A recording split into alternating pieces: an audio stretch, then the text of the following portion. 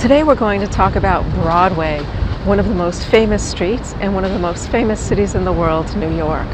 And today when you think about Broadway, you think about theaters, lights, drama, musicals, New Year's Eve, the ball dropping, Times Square, all sorts of entertainment and excitement. But that's really a more recent incarnation of Broadway as we know it. As you can see here, I'm down here at Broadway and the Bowling Green, and you notice the street signs here are black. And those black street signs tell us that we are on the oldest part of Broadway, the part dating back to the colonial period of New York City. And as many of you might know, Broadway today goes from here, the very southern tip of the island, where we find the Bowling Green, where I am today, right now, the Bowling Green. Broadway runs today from here, the very southern tip of the island, the Bowling Green, all the way to the very northern end of the island. And it follows a series of old native footpaths and other types of roads that were built over time. But the oldest part of the Broadway that's down here on the southern tip of Manhattan Island, that's the Broadway we want to talk about. And let's talk about how Broadway got its name and some of the significant events, places, and people we find as we look at the oldest parts of this magnificent street. Start right down here. I am at the southern tip of Manhattan Island, at the very bottom of where Broadway, or as they called it then, the Broadway started, and I'm walking toward Battery Park. And you can see a flagpole right in front of me here at Battery Park.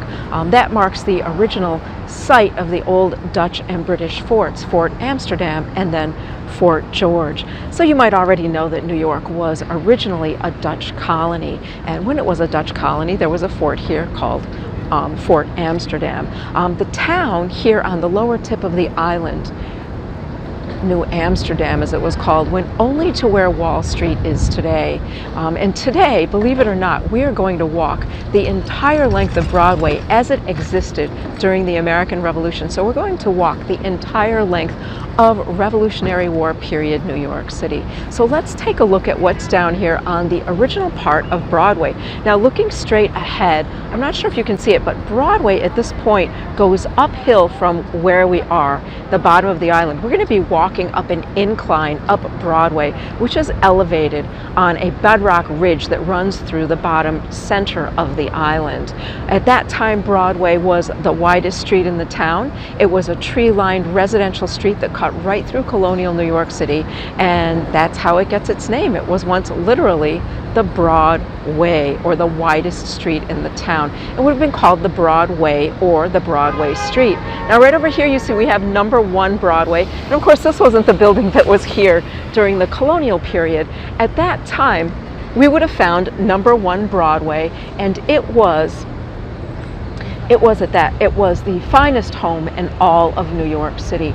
Right here on the bottom of the island, 3 stories tall and looking straight out over the harbor. Now all of that land we see in front of us right now, that didn't exist at that time. The shore was just a very short distance from where I'm standing, and this home would have looked right out over the harbor. On the other side of this home was the Hudson River. There is a great deal of landfill on the west side of the island and the east side of the island down here. So this home was a 3-story beautiful home built by a British captain named Archibald Kennedy, and was the finest mansion in New York City at the time. Not New York Colony, as there were very fine mansions just north of the city border that we're going to walk today, but this would have been the finest mansion in the city.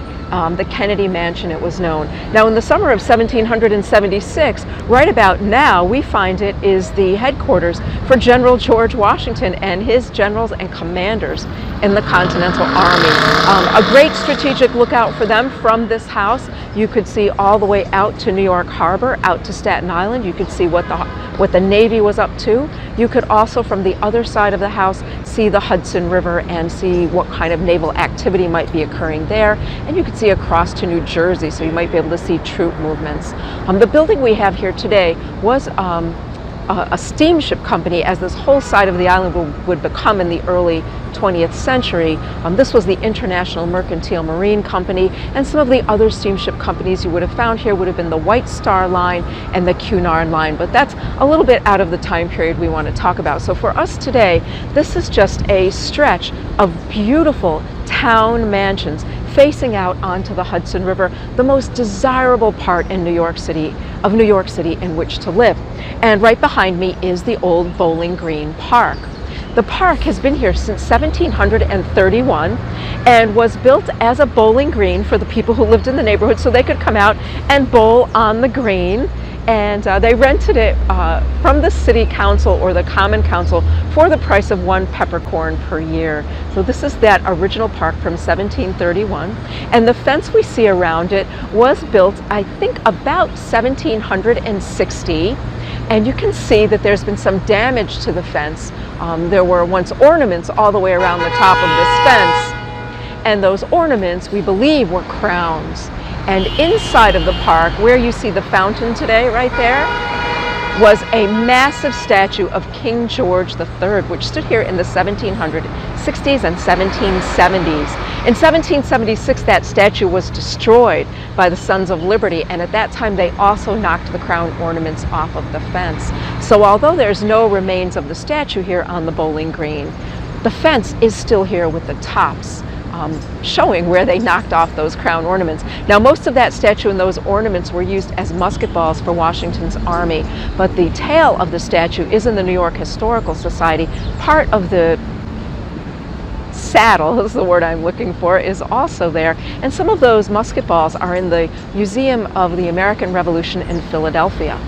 So also on this side of the bowling green, so you might want to imagine this is a beautiful tree-lined street here with lovely waterfront mansions. Number 1, as I mentioned, being the finest. And during the Revolutionary War, New York City was occupied for 7 years by British forces. It was their base of operations. So we had a number of different British commanders who lived here in the old Kennedy Mansion at 1 Broadway. But we do learn that in the mansion that would have been next door, the next most beautiful mansion on Broadway, we find General Benedict Arnold and his wife Peggy Shippen Arnold.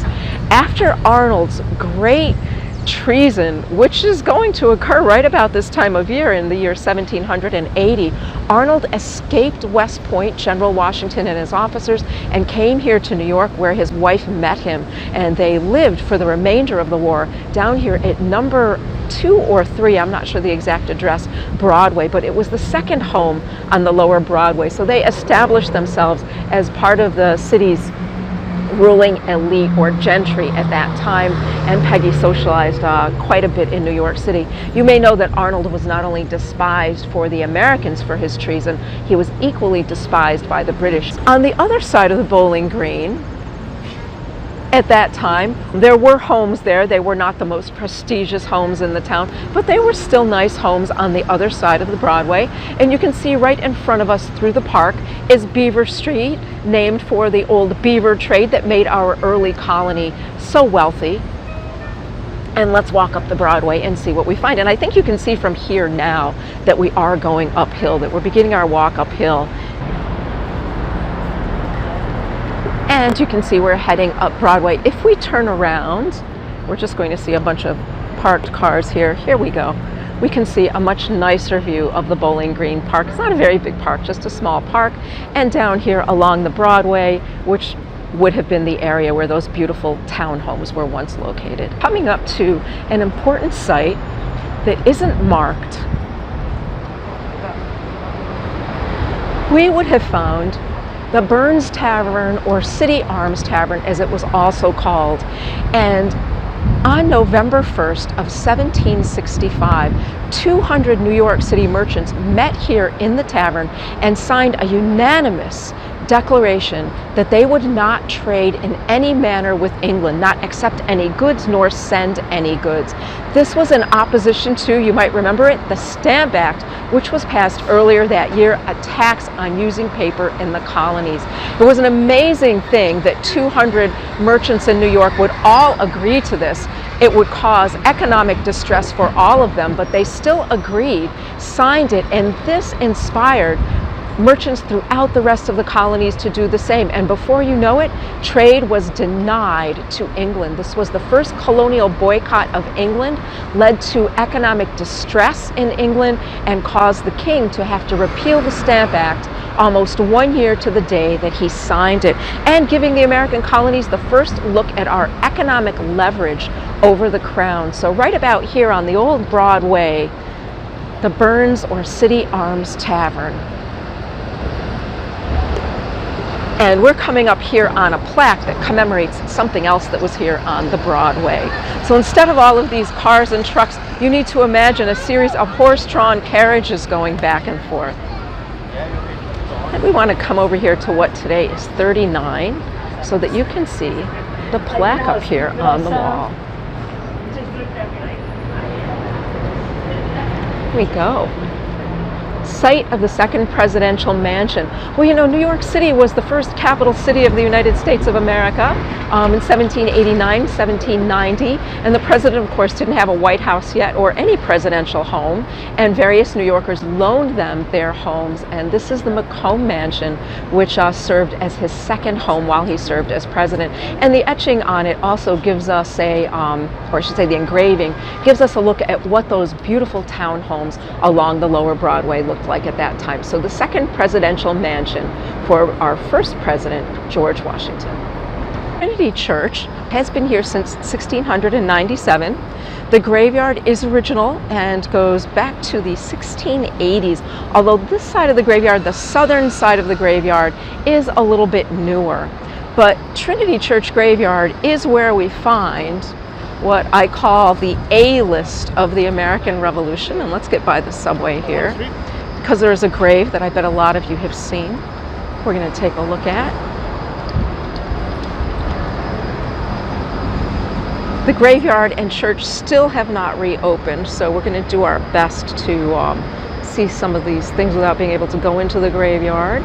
And over here we see a grave that is a big pyramid with urns around it. Some of you might already know that that is the grave of Alexander Hamilton, who was buried here in 1804 after he was killed in the duel with Aaron Burr. His wife, Eliza Schuyler Hamilton, is buried at the same site. She's to the right of what you're looking at in a ground level vault. This is a side view of his grave site, of his memorial. And by the way, the back of this graveyard was the shore of the island at the time Hamilton was buried here. We have about 5 blocks of space there now. This church was not the church that was here when Hamilton was buried here. That church collapsed in a snowstorm. I think the roof caved in, and this was built in 1846. Now, the church at Hamilton's time, when he was buried, time of the duel in 1804, that was not the original church either. There was a previous church built in 1697, and that burned during the Revolutionary War.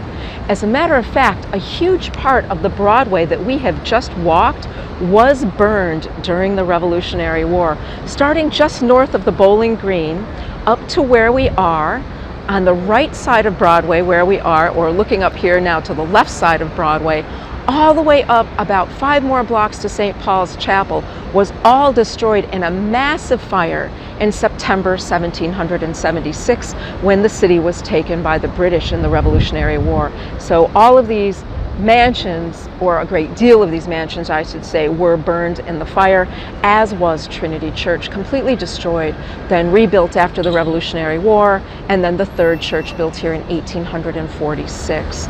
So the site has quite a bit of interesting history.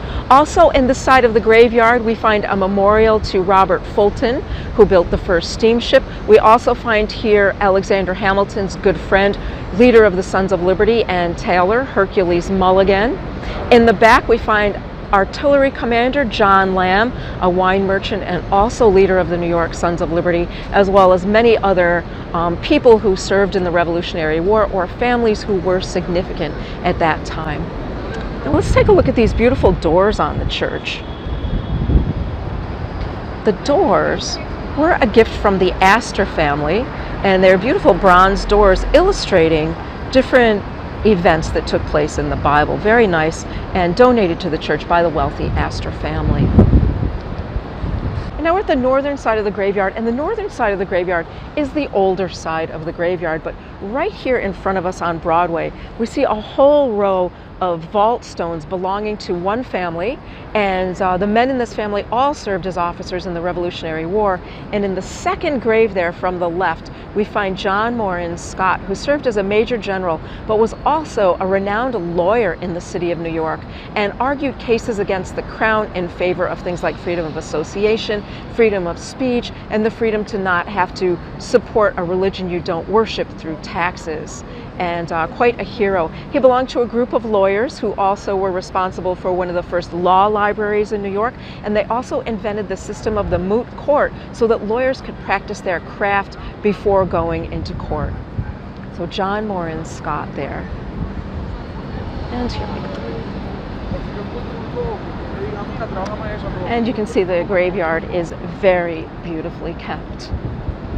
Trinity Church is one of the wealthiest entities in New York City, owning most of the land from Wall Street to Greenwich Village, from Broadway and west to Greenwich Street. Many of the office buildings we're going to pass pay land lease to Trinity Church. And let's look in there. Let me see if I can get a good view of this. You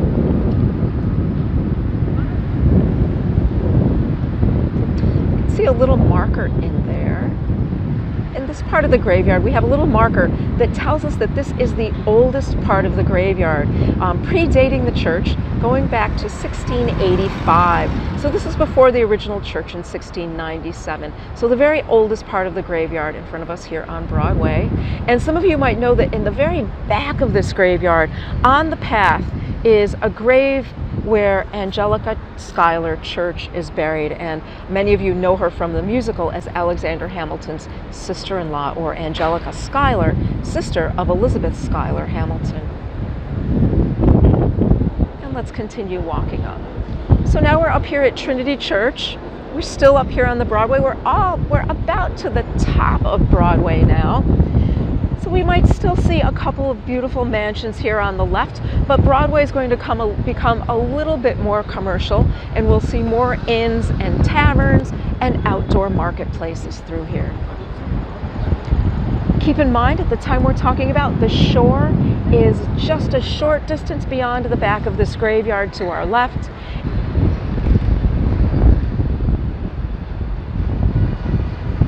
And we're having a look at how small these little streets are.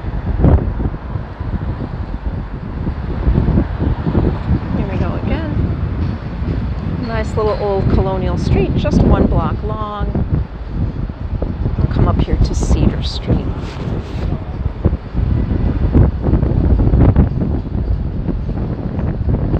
Some of you might know that at various times in their life, Mr. Hamilton and Mr. Burr and their families lived on parts of Cedar Street.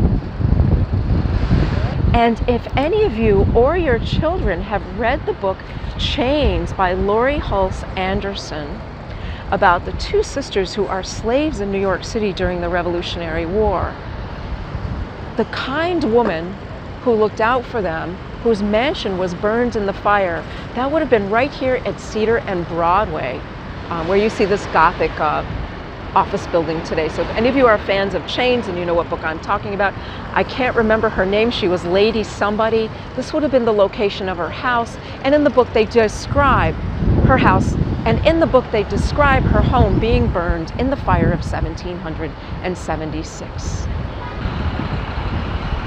And we're coming up here to Portland Street. And as we look down, you can see the Bowling Green in the distance, and you can see Broadway goes downhill. People said that at that time when you came into the harbor on your ship, you could look straight up the Broadway and see the beautiful homes lining either side of the wide tree-lined street, and that New York was one of the most beautiful cities in all of North America to visit. I have a tourist guide to the colonies published in the 1770s. And the section in New York says that New York is the most magnificent city in all of North America, and even talks about some of the places I talk about on my walking tours, and one of them is coming up. That's St. Paul's Chapel. St. Paul's Chapel was the country chapel, so I think that tells us we are now in the country.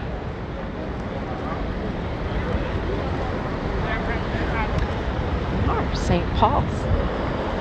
the country church for Trinity Church. My goodness, how long did it take us to walk from Trinity Church to here? Just a few minutes, didn't it? Well, the same people who used Trinity Church also often used St. Paul's Chapel. And I'm going to walk around to the entrance to the church, which is facing the Hudson River. Oh, by the way, the street I'm walking on today is called Fulton Street. This used to be called Partition Street. And just to the left of us, after the American Revolution, would have been the home of Aaron Burr and his exceptional daughter, Theodosia Burr. This was their town home. Their country home was in the West Village. And you might know I wrote a book about Theodosia's life here in New York City. It's called Theodosia Burr, Teen Eyewitness to the Founding of a New Nation. And if you're interested in a signed copy, get in touch with me. All right, so now we have the entrance to St. Paul's Chapel. And we can also see St. Paul's is pretty big for a country church and really is quite large and extravagant for a church at that time. It was built in 1766 and it is fully intact still today. Beautifully done in brownstone and granite. And this, I mentioned, was the country church for Trinity Church. If you lived in one of those beautiful mansions on the Broadway and you were English or Anglican and you belonged to the Church of England, you would go to Trinity Church. Well, if you were that wealthy, you owned a country home just a short distance north of where I'm standing, and you would come here to the country church, St. Paul's Chapel. And St. Paul's was built as a miniature version of the country church in London, St. Martin in the Field. St. Martin in the Field was once a country church, although it's in an urban setting today, just as this church is. So this is St. Paul's Chapel, and you can see the graveyard here is also very old and dates to the 1760s when the church was built. The windows of this church are also intact from 1766, and through that center window there you can see the lights of one of those original chandeliers, also from 1766. And we're back out here on Broadway, getting up to the very northern border of colonial New York City. And here is what people all think of as the entrance to St. Paul's Chapel, because of course it faces Broadway, which was pretty much the main street that went straight down through the town at that time, but this really is the back end of the church.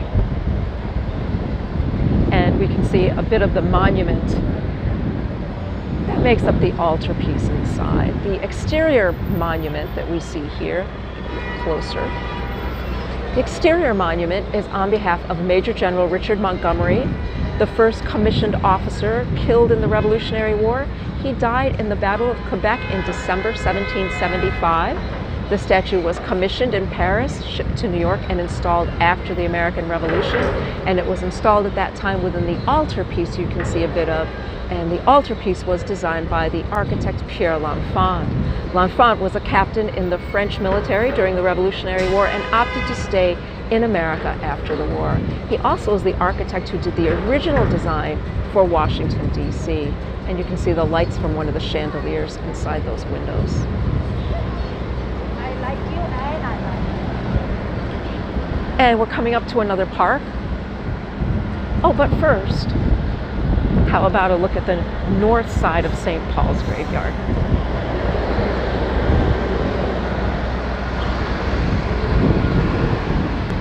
And here we have the north side of St. Paul's. I'll just stop here for a moment so you can see some of the graves.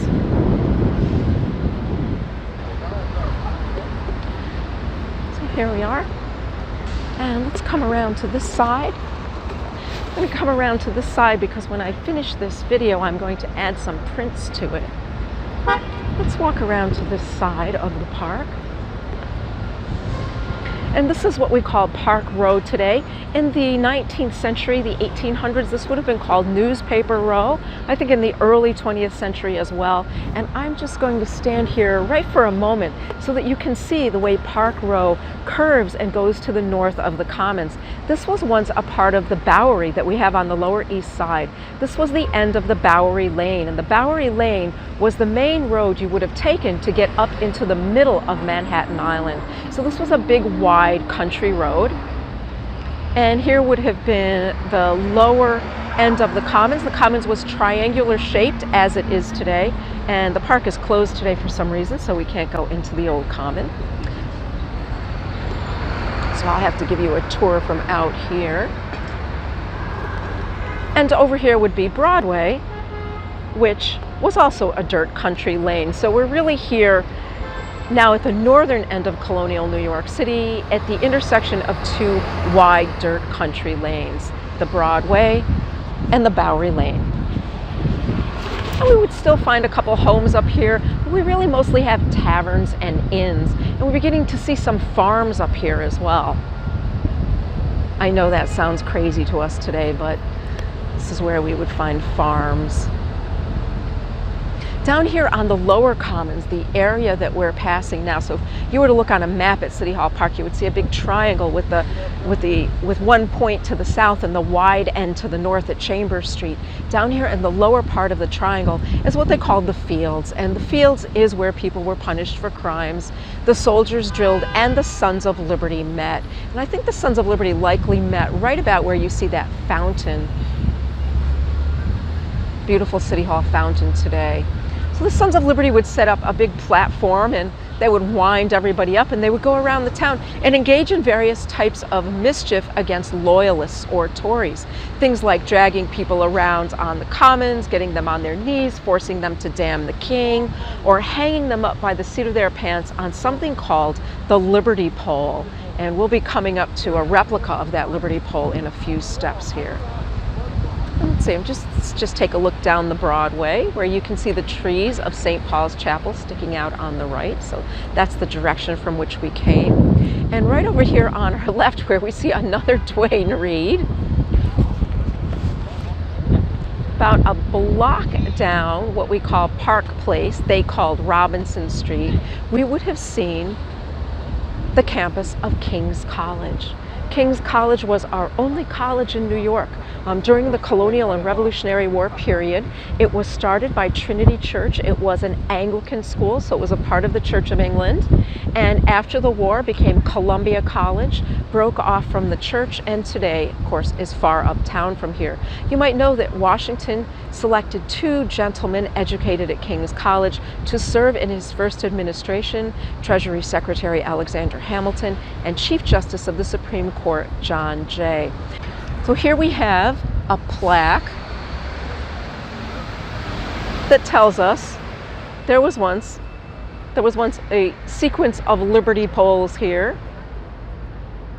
And if we look over here, let me see if I can see it between these pieces of the fence.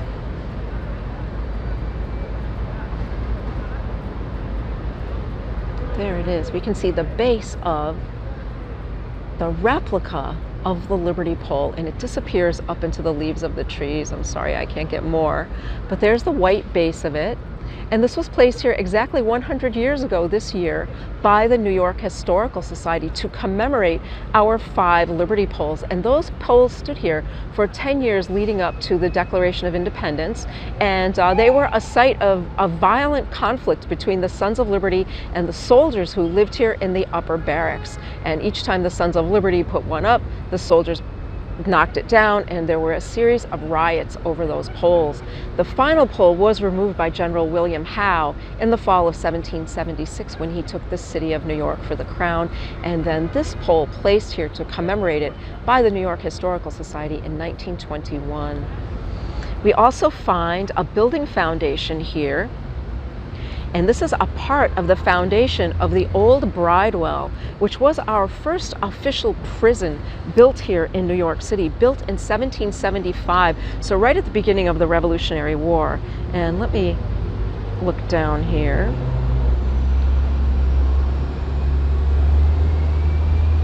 There we go. Where you can see the Bridewell. And I think I might be a little too close to it. A plaque telling us about the Bridewell. So So the bridewell, unfortunately, one of its first uses was for prisoners of war during the American Revolution. And these would have been American soldiers captured by the British and held here in the bridewell. Many of them were tortured, many were starved, or died from illnesses. It was a very horrible, horrible place here during that 7 year of occupation. We're up here now at Broadway and Warren Street. And if you were to look on an old colonial map, you'd see that this is still the Broadway Street, and Warren Street would be called Warren Street. And we would be coming up to the very northern end of the park, or what was called Chambers Street. And there was once a wall at Chambers Street showing it to be the northern part of the town.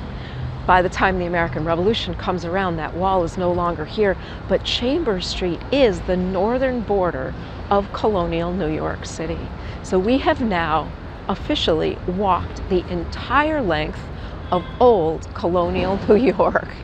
Pretty amazing, right? And we're at the northern end of the old Commons or City Hall Park, and I'm trying to show you as much greenery as possible so you don't see the ugly traffic and streets and construction and everything. Though I'm sure you can hear the noise. But trying to give you a prettier look at New York, or what it probably closer to what it would have looked like at the time we're discussing. So we would be here at the northern end of the Commons. By the way, there was not a fence around this part of the Commons at the time. I think there was a fence around the lower part, and then it just opened up here to farmland. So we would be seeing from here some hills, some rolling green hills with some small residences or wooden shacks that people lived in, and then the country to the north of us. So that was it. The whole walk of the old Broadway from where it started at the Battery to Chambers Street. I hope you enjoyed it. I hope you learned a lot today. I had a great time talking to you, and I will see you again soon. And if you have any parts of New York you would like me to talk about or do a video about that pertain to early New York history, which is my specialty, please let me know in the comments. And if you have any questions about anything you saw on the video today, please also leave it in the comments. And if you liked it, be sure to hit that little thumbs up that you liked it, tell your friends, and subscribe to my channel.